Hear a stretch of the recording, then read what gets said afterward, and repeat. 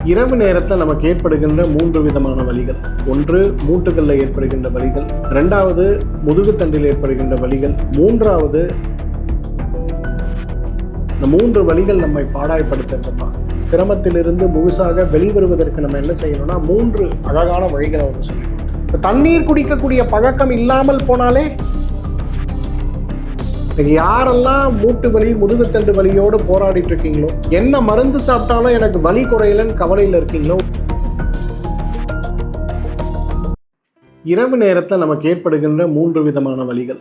ஒன்று மூட்டுகளில் ஏற்படுகின்ற வலிகள், இரண்டாவது முதுகுத்தண்டில் ஏற்படுகின்ற வலிகள், மூன்றாவது நம்ம கால் இரவு நேரங்களில் சுண்டி இழுத்து ஏற்படுகின்ற தசை பிடிப்பு சார்ந்த வலிகள்.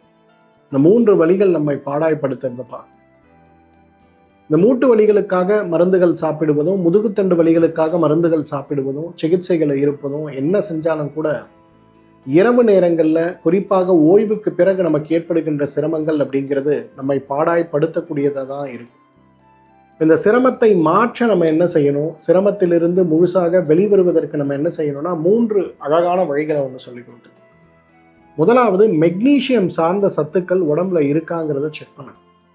இன்னைக்கு உங்களுக்கு ஏற்படுகின்ற மூட்டு வலி, தசை வலி, எலும்பு வலி இதெல்லாம் வரும்போது நம்ம கால்சியம் சத்து இருக்காங்கிறத பார்க்குறோம்.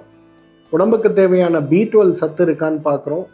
உடம்புக்கு தேவையான சத்துக்கள் சேருவதற்கு அடிப்படையாக இருக்கக்கூடிய விட்டமின் D சத்து இருக்கான்னு பார்க்குறோமே தவிர, நம்ம யாருமே மெக்னீசியத்தை அதிகமாக புரிந்து கொள்வதும் கிடையாது, உபயோகப்படுத்துவதும் கிடையாது. இன்றைக்கு காலில் இருக்கக்கூடிய அந்த சுண்டி இழுக்கின்ற அந்த வலி முழுக்க முழுக்க கால்சியம் மெக்னீசியம் குறைபாடால் ஏற்படுவது.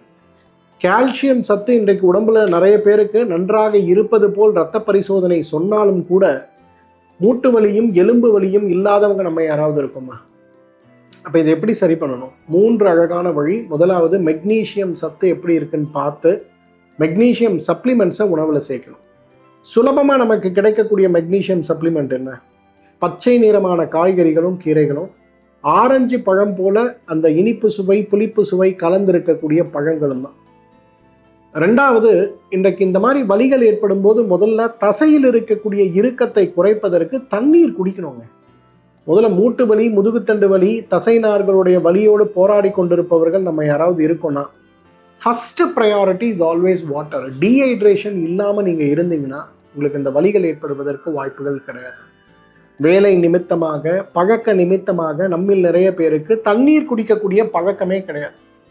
தண்ணீர் குடிக்கக்கூடிய பழக்கம் இல்லாமல் போனாலே நமக்கு சிரமங்கள் அதிகமாகிறத நம்ம பார்க்க முடியும்.